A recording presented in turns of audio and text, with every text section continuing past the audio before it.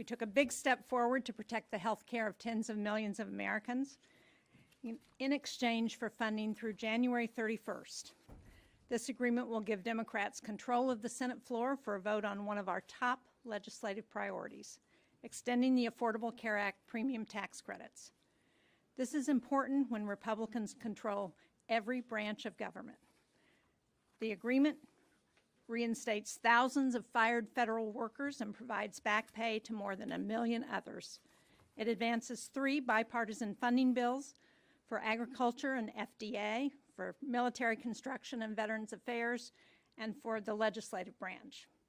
It restores a real bipartisan appropriations budget process.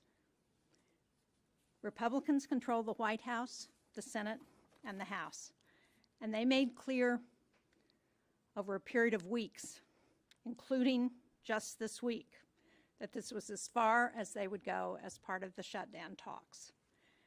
This was the only deal on the table. It was our best chance to reopen the government and immediately begin negotiations to extend the ACA tax credits that tens of millions of Americans rely on to keep costs down.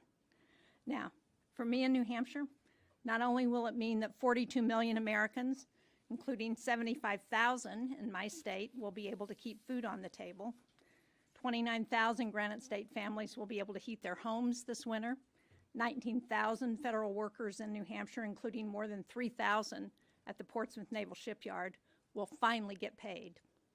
Now, I understand that not all of my Democratic colleagues are satisfied with this agreement, but waiting another week or another month wouldn't deliver a better outcome.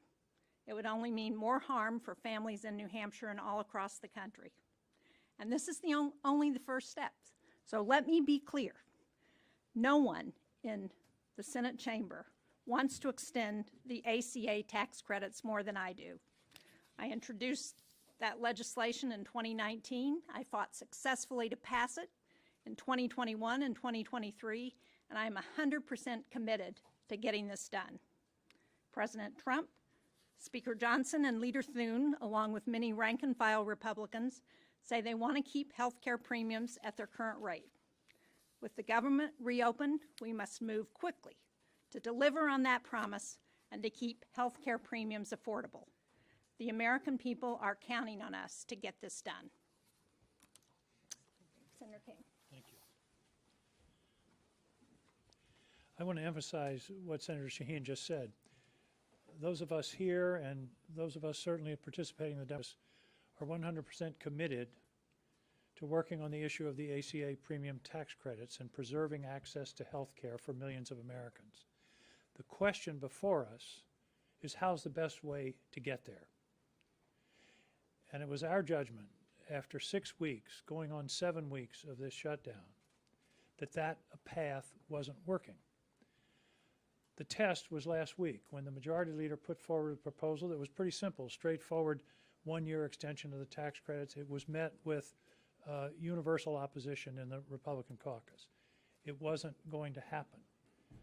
So the question before us, before those of us here who decided to vote yes tonight, the question was, does the shutdown further the goal of achieving some needed support for the extension of the tax credits? Our judgment was that it would not produce that result. And the evidence for that is almost 7 weeks of fruitless attempts to make that happen. Would it change in a week or another week or after Thanksgiving or Christmas? And there's no evidence that it would.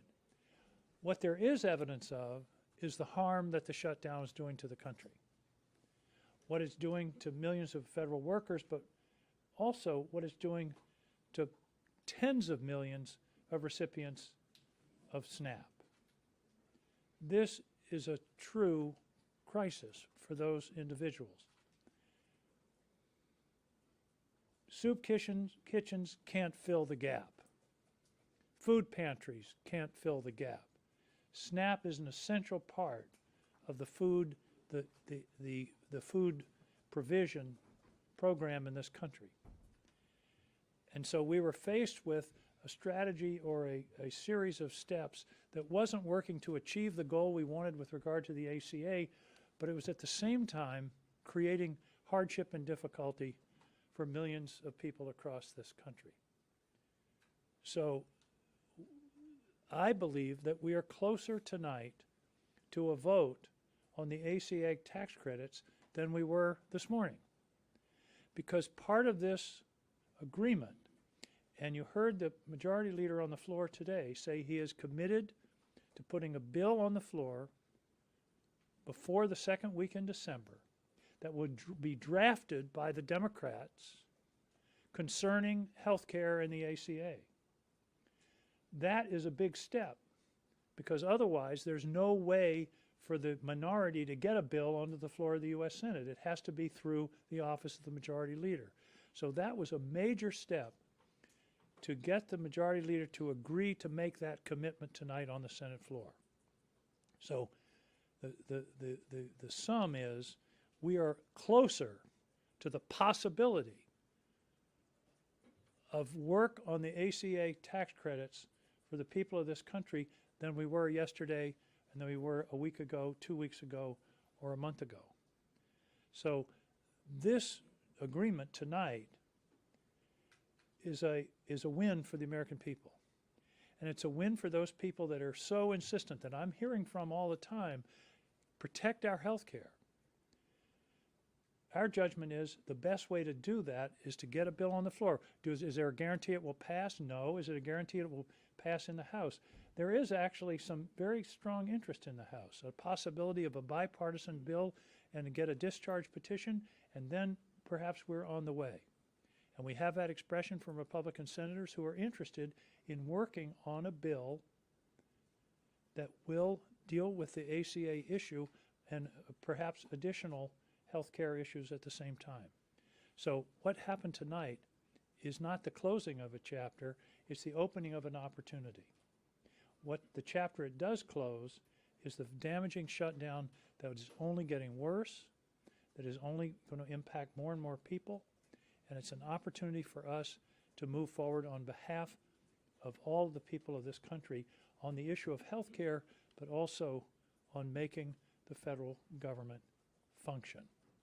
Thank you.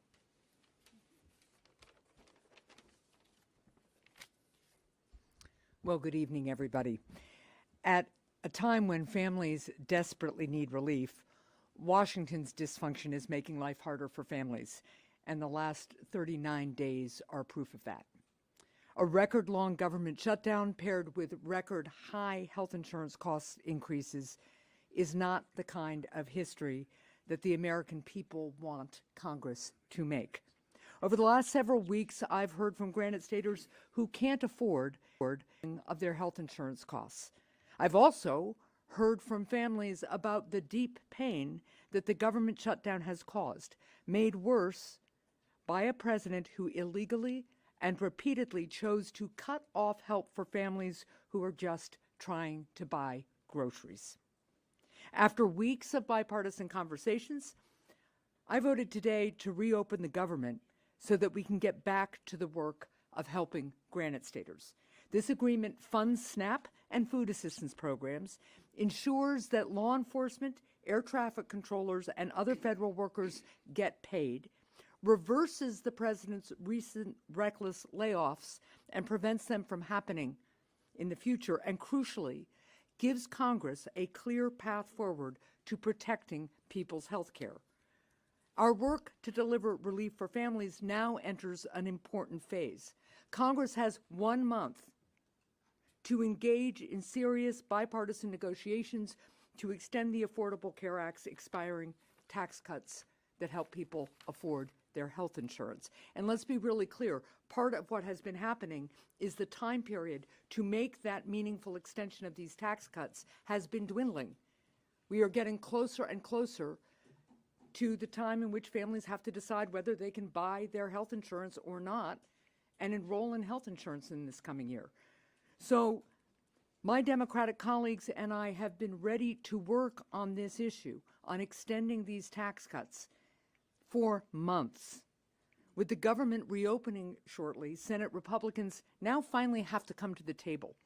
Or, make no mistake, Americans will remember who stood in the way.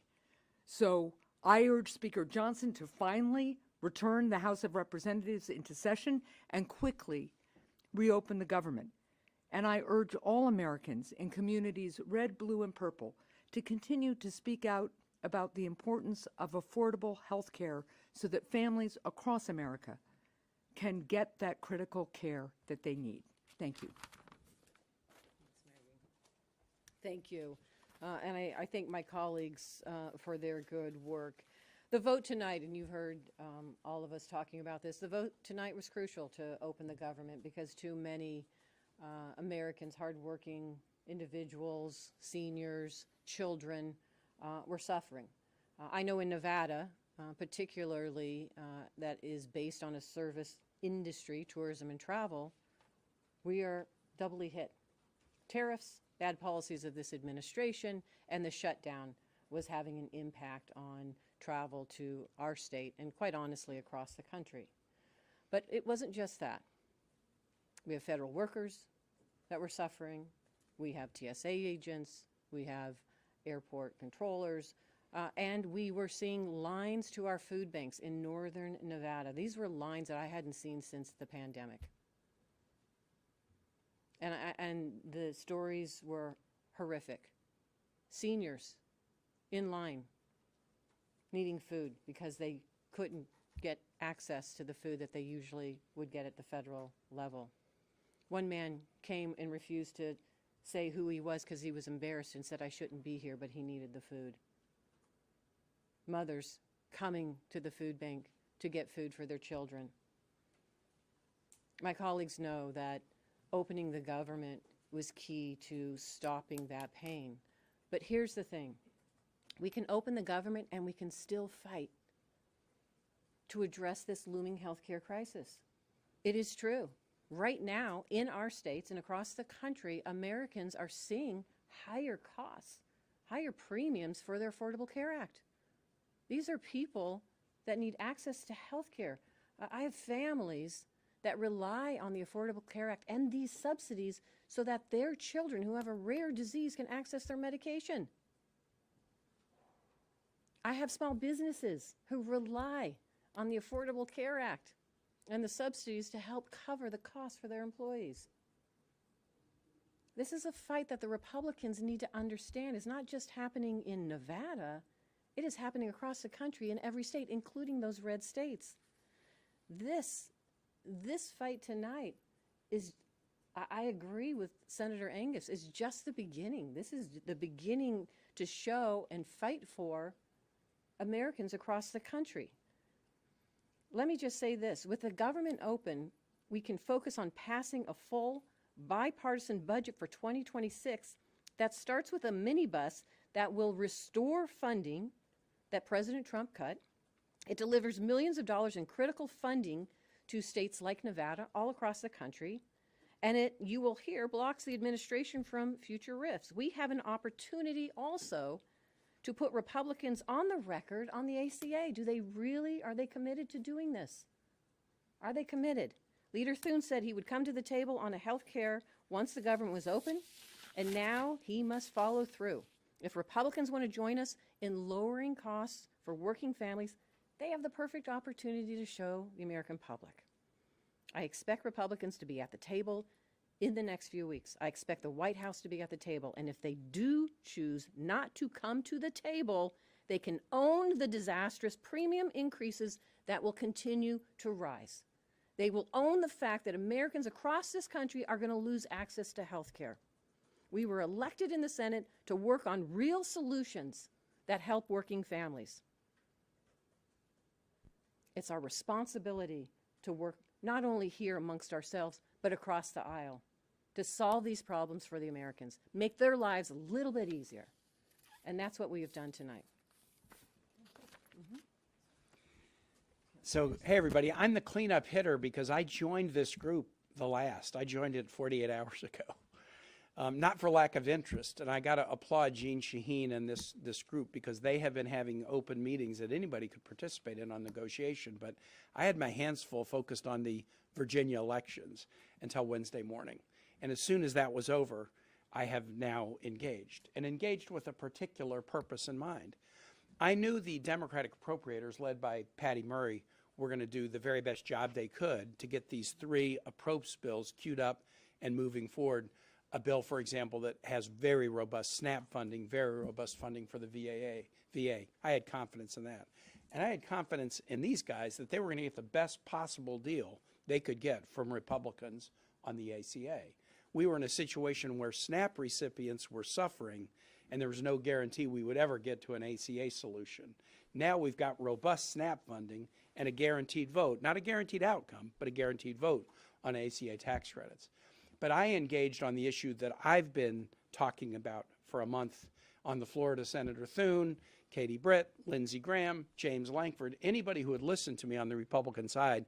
I've said what I need in Virginia, with 320,000 federal employees who live in households that probably encompass nearly 650 or 700,000 residents in my state, I need a moratorium on mischief. My Virginians have been suffering under this administration. The shutdown started on January 20. I need a moratorium on the punishing of the federal workforce. That's what I need. And so I joined this group to make sure that we could get important protections for federal employees. And what we have in this bill is the restoration of all the furloughed employees and a guarantee of their back pay, the restoration of all RIFT employees who got RIFT after October 1 with all of their back pay, and a guarantee of no RIFs. No RIFs going forward. 2 million federal workers, not just my 300,000, 2 million federal workers who are not uniformed military now have a guarantee of no RIFs going forward. So they don't have to go into the holiday season with anxiety about what's going to show up on their email one morning at 5:30 a.m. That's a big win for 2 million federal employees, and added together with these other ingredients of robust appropriations bills and a guaranteed path forward to vote on fixing the ACA, that made me sign on and say, yes, we can do it. I had a number of Republicans on the floor tonight said, we were amazed that you got that no RIF guarantee in there. And I'm glad that we did, and we all worked so hard on it together, and I have huge respect for my colleagues who made this happen. Thanks. Senator, you say you're fighting on the Affordable Care Act. What do you say to your colleagues who say this isn't a fight, this is a capitulation? You're putting together, you're agreeing to a vote on a bill that it almost certainly will not become law, and you're allowing that to happen. Well, first of all, there was, as long as the government shut down, the clear statement from Senator Thune and the Republican majority, and they control the Senate, the House, the White House, was we will not talk about health care with you. So there was no vote that we were going to get on the Affordable Care Act, premium tax credits. We have a guaranteed vote by a guaranteed date on a bill that we will write. Not that the Republicans will write, although I do think it's important for us to engage with them, because we need a bipartisan bill that we know is going to get enacted to provide the relief that Americans need. And I think there's a commitment on the part of many of our colleagues to do that. But there's no guarantee this will become law. There was never a guarantee that it would become law. Well, just to follow up on that, Senator, because we understand that this vote will happen, but a vote on extending the tax credits, it does not guarantee that it's going to happen. So how do you explain, though, to your constituents why it was worth it to put up this fight for so long when in the end you did not get your key demand? Because it wasn't working. How long would it take to not get a response to say it isn't working? In other words, it's been 6 weeks. There's been the Republicans made it clear they weren't going to discuss the health care issue, the Affordable Care Act tax credits, until the shutdown was over. We tried to keep working that for 6 weeks. It didn't happen. The vote that we have, there's not a guarantee for sure. It's more of a guarantee. Here's the way I would put it. as I assessed it, there was zero chance of dealing with the ACA issue as long as the shutdown continued. Now, I don't know, 50-50, but there's a lot better chance now than there was this morning, because nothing was happening, and there was no evidence that another week or another 2 weeks or Thanksgiving or Christmas was suddenly the Republicans were to come to us and say, oh, we want to now talk about the ACA. If they weren't going to do it by now, what's going to change in the next 2 weeks that's going to make them do it? And that was really the assessment. Again, I would say, right, as of this morning, there was a zero chance of having a work on the ACA.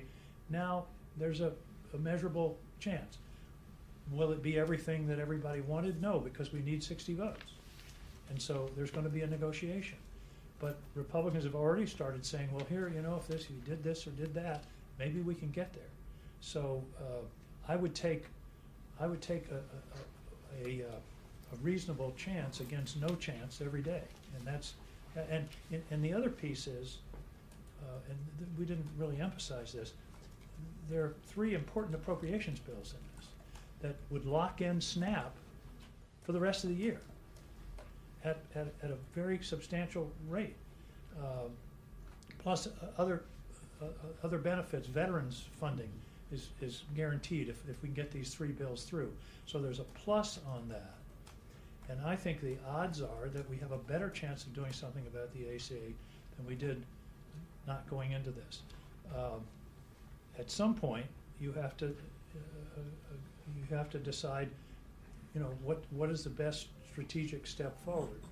And we believe that the evidence is that what we were doing wasn't working, and therefore, let's try something else. And the real question is, why would a president of the United States pit hungry children against sick children? And that is what President Trump has done. I mean, this is outrageous. We can't reach agreement on government funding, so the government shuts down, and even though the law is clear that he could fund SNAP benefits during a shutdown, he did not. And then he also said, and by the way, I don't really care if people's health insurance premiums get so high they can't afford their care. That's on Donald Trump. My vote today was to do 2 things, both equally morally important and imperative. One is to make sure that the government is functioning so that our kids eat, so that our elderly citizens eat, so that our air traffic controllers can get some sleep and earn money, get paid while they are working, so that our veterans are protected, and continue the fight to a realistic platform to get the premium tax cuts done. And if that is not successful, then shame on the Republican Party and shame on Donald Trump. But the American people will see who stands with them on health care and who does not. And that will be the platform of the next stage of the fight. I hope we can find bipartisan agreement on an extension of those premium tax credits. In New Hampshire, couples who are 60 years old or so, earning $85,000 a year, are seeing like a $15,000 increase in their insurance premiums. This has to get fixed. And we have about a month to do it before the harm gets to be irreparable. And again, if the Republicans can't come to the table and do something reasonable on this and make sure that people can afford their health care and that the whole private commercial market also doesn't see skyrocketing increases, then shame on them. Senator Shaheen, what do you say to the millions of Americans who are already in the Obamacare exchanges, seeing premiums skyrocketed, who were hoping because of what you all said that they would get answers on what their premiums would be now, but have to wait weeks longer since you've decided to open the government without immediate action on the subsidies? Well, as Senator Hassan said so well, the Republicans weren't providing any commitment or even a willingness to vote or a willingness to discuss extending the premium tax credits. We have the opportunity to do that now, and we will hold their feet to the fire. And just quick, most of us up here in the group of 8 that voted for this tonight have voted repeatedly with the Democratic strategy of we're not opening and we want you to take action on the ACA tax credit. But after 40 days, it wasn't going to work. So here we are in a situation, and this was the reality. SNAP recipients suffering, nothing happening on ACA. The vote tonight will be full, and not just last year's, but full and robust SNAP funding for SNAP recipients and a path on the ACA. So from suffering and no path, we've now got robust benefits and a path, and that's what we tell our constituents. Senator, if I could just ask, there's already calls now from Democrats in the House that are saying Leader Schumer should step aside, he should be replaced. You know, the 8 of you today voting with Republicans to advance this plan to reopen the government, does that just further the divides within the Democratic Party right now? No. When I talk to my constituents in New Hampshire, you know what they say to me? They say, why can't you all just work together to address the problems that are facing this country? We put the Senate back on a path to start doing that today, and we're going to continue to work that way. All right, one last question. If Yeah. the president doesn't agree and Republicans block the extension of AC subsidies, would you guys be willing to vote again against government funding in January when this funding runs out? That's certainly an option that I think everybody will